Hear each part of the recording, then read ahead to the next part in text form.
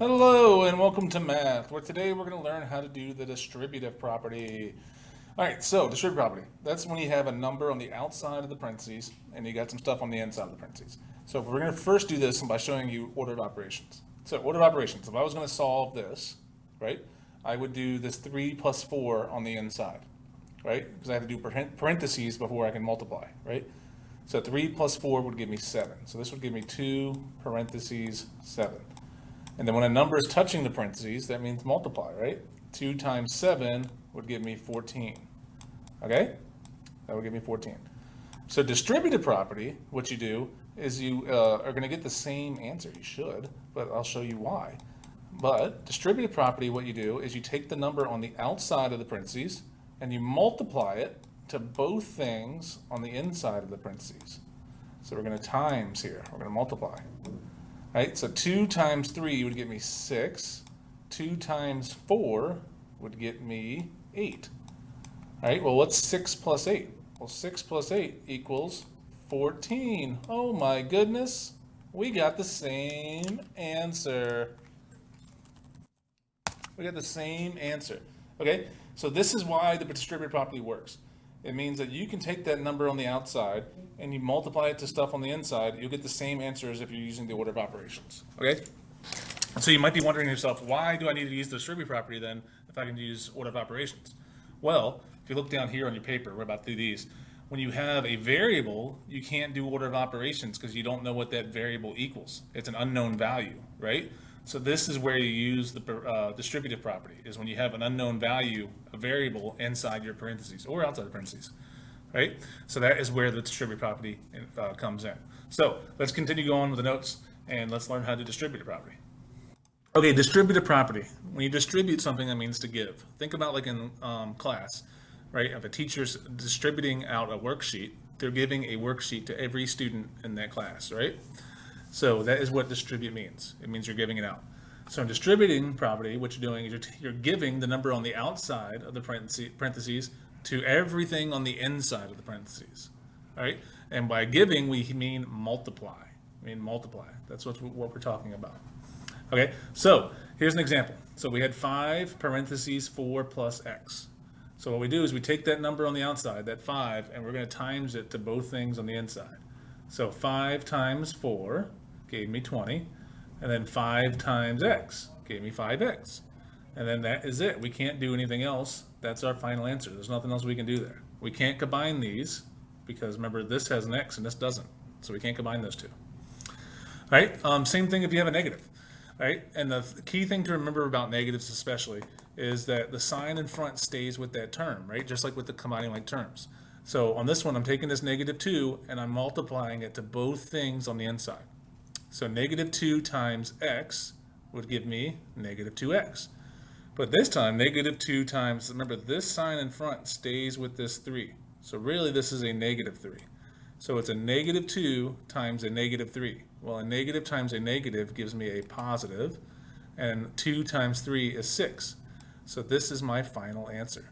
So it's always important to remember that the sign in front stays with that term. Okay, let's do another one. All right, so I have a -4 on the outside. So I'm going to take this -4 and I'm going to times it to everything on the inside. So I'm going to do -4 times x. Well, what's -4 times x? Well, that's -4x. All right, so now I'm going to do -4 times this 8. And this 8 here is a positive 8, right? So a -4 times a positive 8 gives me a negative, because a negative times a positive gives you a negative. And 4 times 8 is 32. Okay? And this right here is our final answer. We can't do anything else. All right, so let's think about our times tables, right? So a negative times a negative gives us a positive. All right, this right here is a multiplication triangle. So what you do is you cover up the two things you have. So if I had a negative and a negative, then I'm left with a positive, right? All right, so let's try this one. Negative times a positive. So if I cross off negative and I cross off positive, what am I left with? I'm left with a negative. So a negative times a positive is a negative. All right, and positive times positive, that's a positive. Everybody knows that one. Okay? So remember, negative times a negative is a positive, negative times a positive is a negative, positive times positive is a positive. All right, so let's do some more together. All right, so this one I have a 3 on the outside. So I'm going to do 3 times x. So what's 3 times x? Well, that's 3x. That's an easy one. So now I got to do 3 times a positive 2. Well, 3 times a positive 2 would be a positive 6. Negative 3 times x. Negative 3 times x would just be negative 3x.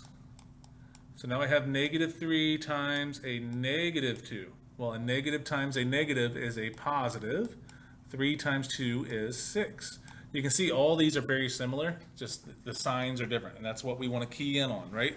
Remember that sign in front of the term stays with that term. So let's try this next one. 3 times x, what would that be? Well, that would be 3x. 3 times a negative 2, because there's a minus in front of that 2. A positive times a negative is a negative. 3 times 2 is 6. Negative 3 times x, what would that be? Well, that would be negative 3x.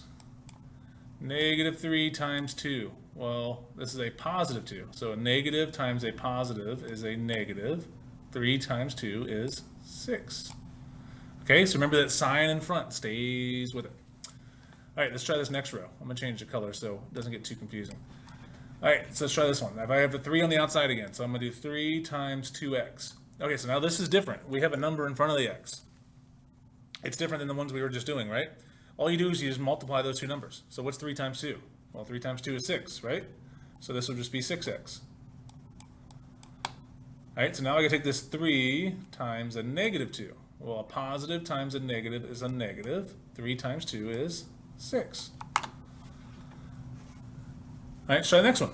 3 times 2x. Well, we just did that. We just times the two numbers. We times the 3 with the coefficient. 3 times 2 is 6, so this would be 6x. So now I gotta do 3 times a positive 2 this time. Well, a positive times a positive is a positive. 3 times 2 is 6. I have a lot of 6's on this one.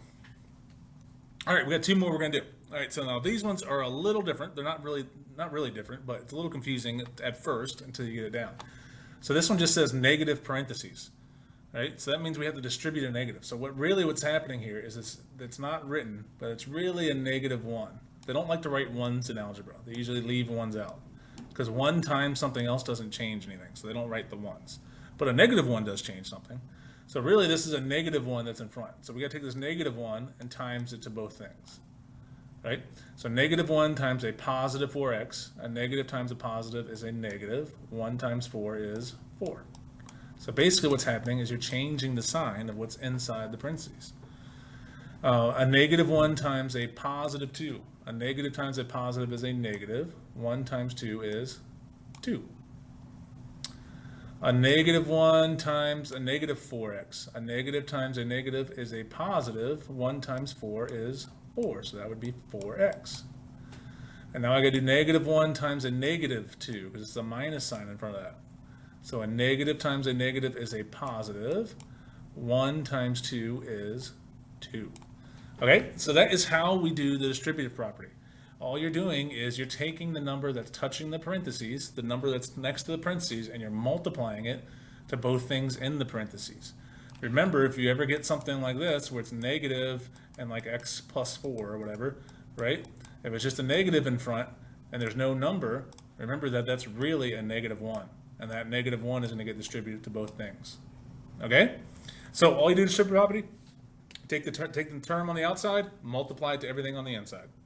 All right? That's a very useful skill that you'll use from here until the rest of your career is done in math.